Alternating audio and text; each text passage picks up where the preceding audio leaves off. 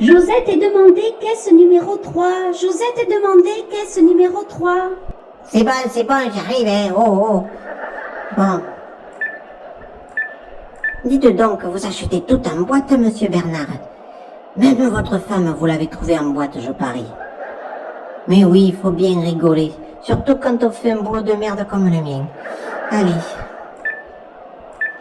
Eh bien, vous avez prévu de faire caca cette semaine, monsieur Boulet. Oui, il y a une guerre qui se prépare. Oh, je ne juge pas. Quand on s'ennuie, c'est une bonne activité. Et puis faire caca, c'est aussi bien que de faire de la peinture ou de la sculpture. C'est même mieux. Parce qu'au moins, vous avez la décence de ne pas faire d'exposition. Moi, je n'en peux plus de toutes ces expos. Bon, les gens, vous avez pas un truc, mais bon, épargnez-nous, faites comme monsieur Boulet, tirez la chasse. Oh si, j'aime beaucoup l'art. Seulement, je dis juste que c'est une mauvaise habitude que d'exposer toutes ces merdes. Vous avez la carte du magasin? Pourquoi faire que me demande le monsieur? Mais c'est pour fidéliser nos clients, comme ça t'es obligé de venir ici comme un con. Comment ça? Même avec la carte, tu es libre d'aller où tu veux? T'es libre, je rigole. Tu seras le premier à courir te faire greffer un QR code sur le front. Après, tu diras qu'on t'a obligé. Tu es comme tous les repentis du vaccin. De toute façon, après les guerres, il n'y a plus que des résistants, comme par hasard. Passez à ma caisse, Madame Duchamp. Elle va à la messe tous les dimanches et elle donne 2 € à un sale clochard. Comme ça, après, elle va aller au paradis. Mais là-haut, si ça se trouve, elle va voir ce sale clochard allongé sur un nuage tranquille en train de picoler. Oh, qu'elle va être déçue. Elle va se dire, oh, ben je comprends pas, on n'est pas censé être entre gens bien.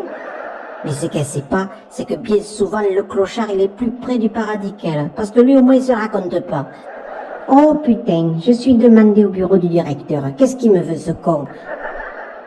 Bon, Josette, qu'est-ce qui se passe? Cette semaine, vous avez traité une cliente de boule à neige parce qu'elle a des pellicules. Franchement, Josette. Oh, puis j'aurais rien dit si on était en période de Noël. Mais là, c'est fini. C'est comme tous ces cons qui gardent leur déco de Noël jusqu'à fin février. Puis vous avez dit à une autre cliente qu'elle allait mourir du cancer si elle bouffait cette merde. Je suis désolée, c'est mon rôle de conseiller cliente. Vous avez insulté un retraité parce qu'il était trop lent. Si je l'ai insulté, c'est pour le bien de l'entreprise. Vous imaginez si tous les clients allaient à cette vitesse? Eh bien, j'ai fait un petit calcul. On ne pourrait même pas rentrer dans nos frais. Mais pourquoi vous faites ça, Josette? Je fais ce travail parce que j'ai des mouches à nourrir. Vous voulez dire des bouches à nourrir?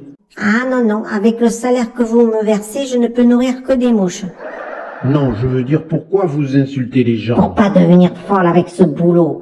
Moi, je suis pour le RMI. Mais ça n'existe plus. Le RMI, c'est le droit de rendre un minimum d'insultes. Je suis nature, on me prend comme je suis. On va pas pouvoir vous garder et puis ça tombe bien car à votre place on avait prévu de mettre une caisse automatique. On l'appellera Josette. Moi, version machine, sans les insultes. Ah, ben il y aura moins d'animation. Il faut remplacer Nathalie aussi, car elle vole des chewing-gums.